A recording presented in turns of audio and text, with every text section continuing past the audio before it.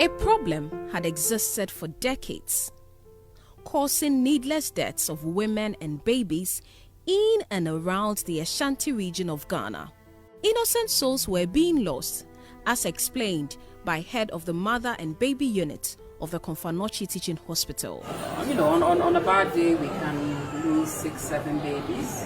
We've had days when we've lost as many as 10 in a day. Cross-infection was the main cause of these avoidable deaths. If you have, say, 4 or 5 premature babies in one incubator, already their level of immunity is very low. And because we've crammed them up and they're breathing the same circulating air, okay, they're coming into contact with each other, skin infections would go up, and then general infections. Expectant mothers dreaded visiting Ghana's second biggest teaching hospital. All that as a mother we are doing here is praying your baby will get well, and then you go home. Because you look at the condition here and you are scared. Imagine a woman at the last stage of labor being told to hold on for hours because the only 2 delivery beds are in use. I decided with the Rebecca Foundation to do something about it because I felt that something can be done. In my position, it's something that I can try and help. And so I followed it up with a visit to Komfo Anokye Mother and Baby Unit and saw firsthand the situation, which was indeed terrible. We realized that the president has a very good wife, development focused, human-centered type of thinking, and has everybody at heart and supports the husband in the development of the country. And the deaths. The solution was to put up a new facility in record time to fix the problem. In a matter of 6 months, a brand new state-of-the-art maternity, neonatal and pediatric intensive care unit had been built. Yes, it was ready in 6 months, went back and went and commissioned a most beautiful state-of-the-art mother and baby unit with everything that they needed. The problem with overcrowding is fixed now. With 120 cots and 20 incubators, each baby can now enjoy a single cot or incubator. Comfortable state-of-the-art reclining seats have been provided for breastfeeding. I have to thank Auntie Becky, that is the wife of the president, for immediately coming into the aid of Kumasi. The difference between what existed before and the new facility is like the difference between night and day. Our equipment totally. We had a revamp, overhaul of equipment. We had quite a number of equipment. Pulse oximeters, phototherapy machines, ventilators, incubators especially. The mortality when we were there was hovering between 18 and 21%. When we moved here, our mortality shot down to 10 to 12%. Maternal deaths have also declined. So the mortality ratio has dropped from 1,485 to 909. Between these 2 years, it's very, very significant. A pediatric intensive care unit attached is also working wonders. For here, because it's structured like an intensive care unit, you don't have your equipment coming in your way, and we also have piped oxygen, meaning that we don't have cylinders hanging around that could just drop on somebody else. At the Komfo Anokye Teaching Hospital today, preterm babies who hitherto died are all now surviving. For the First Lady Rebecca Ekufuado, there is nothing more fulfilling than this. As you said, I'm a mother, and it could easily be me in their position.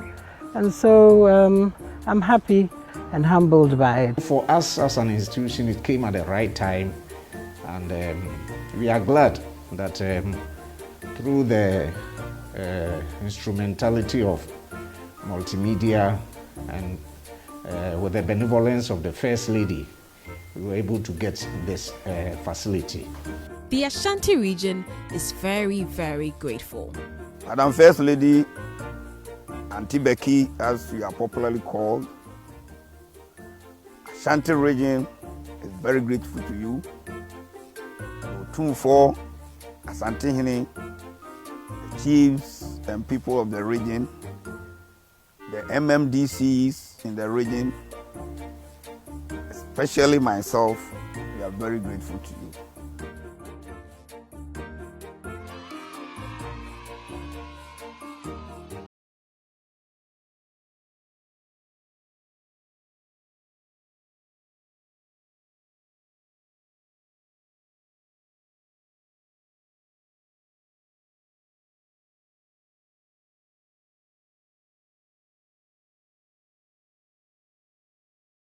The congestion leading to most of the preventable deaths were not only peculiar to the Komfo Anokye Teaching Hospital.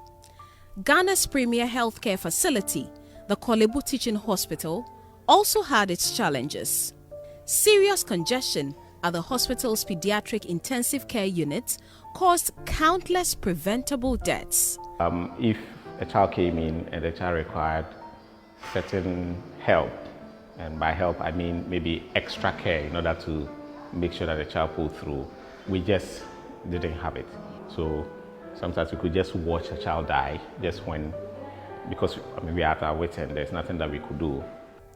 Like the Komfo Anokye Teaching Hospital, more than 4 babies were dying daily at the Korlebu Teaching Hospital's pediatric intensive care unit.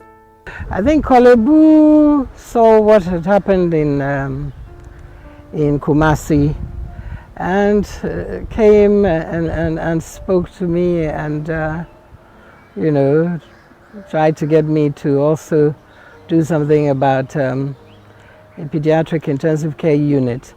I thought, why not? How can Korlebu not have a decent pediatric intensive care unit? So then again, we started raising funds, and thankfully we were able to put up another beautiful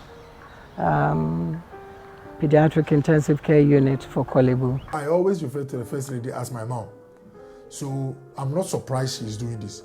I know in the past the tradition has been that First Ladies gives this there, maybe some materials, but most of them are consumables. This is capital investment. This would outlive you. It will go to the 3rd, 4th generation. On 31st May 2018, the First Lady honored her promise. A promise to build a pediatric intensive care unit with 6 different admission suites. Literally we had everything, and there were some consumables that also came with it, so that we didn't need to now go and look for other things to start. We could start right from the scratch, and it was priceless. The first patient we had the intestine out, was born with the intestine out, and we had to put the child at it was a neonate, a newborn, and was at the neonatal unit.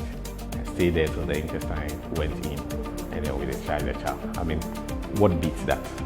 Priceless. If that child had been on the other side, chances are that I might have caught an infection from environment, probably might have died, you know, from infection. But with the little support that we had here, we were able to save that child. And like I keep saying, nothing beats that feeling that we get. Fantastic.